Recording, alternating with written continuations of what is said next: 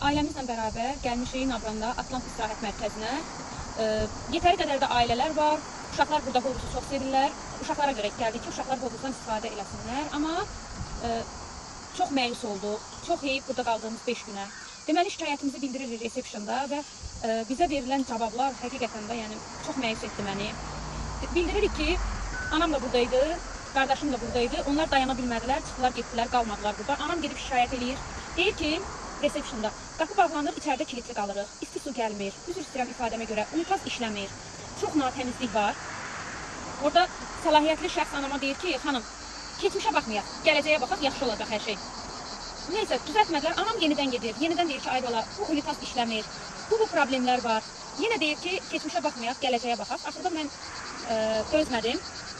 Axşam getdim resepsiyonda, biraz səsimi qaldırdım. Dedim, unitaz işləmir. Evdə orada 2 dənə uşaq var, balaca. Xahiş eləyirəm, belə olmaz. Biz də pul ödəmişik. Normal olaraq aqressiyamı göstərdim. Ondan sonra gəldilər, unitazı düzəltdilər, getdilər. Unitaz elə bir vəziyyətdə idi ki, yəni mən necə deyim? Neysə, onu qoyuram qırağa. Qapı kilitlənir, qalırıq içəridə. Restorandan yemək sifariş edirik, yemək bərbad gəlir. Aksiyanta deyirik ki, pomidor yumurta demiş ki, bunun üstünə yumurta vurulmur. Yəni bu çox bərbad vəziyyətlədir. Deyir, hə, düz versiniz, haqlısınız. Götürür pomidor yumurtanı aparır, amma hesabını da bizdən alır. Bu kimi şeylər hovuzun uşaqlar sevir, o başqa. Ona bir şey deməyəcəm, haqqına girməyəcəm. Düz atroksiyanlar falan hamısı işləmir. Deyilmir ki, işləməyəcək. Amma hovuzun əməkdaşları falan yaxşıdır, ona bir şey deyəmirəm. Mənim problemim resepsiyonda mənə deyilən sözlərdir. Normal olaraq buz kimi su ilə uşaqları silizdirmişəm, xəstələnmişik, 2 gün yerdə yatmışam. Təmizlikçi xanıma deyirəm ki, bəs otağı təmizləmək lazımdır. Cibinə pul da qoyuram, 13 manat pul qoymuşam cibinə. Deyir ki, bizdə təmizlik yoxdur, sadəcə zibilləri atırıq.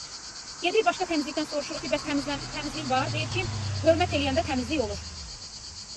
Deyirəm ki, bəs 5 gün boyunca biz burada qalmışıq. Bizim pastellər dəyişilmir, təmizlik olunmur, unitaz işləmir. Deyir ki, həmən şəxs mənə, rəsmi qaydada deyir, müraciət eləyəydiniz ki. Deyirəm, rəsmi qaydada müraciət eləyəydim ki, unitaz işləmir.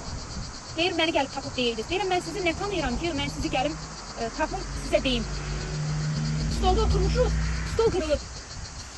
Sevinə-sevinə bizə belə, necə deyim, bir aqressiya ilə deyir ki, gətirin orada 30 manat cərimə yazın, stolu qırıblar. Deyirəm, o stolda oturmuşuq, stol qırılıb. Bu stol demək ki, qırıq imiş ki, oturan kimi bu qırılıb da.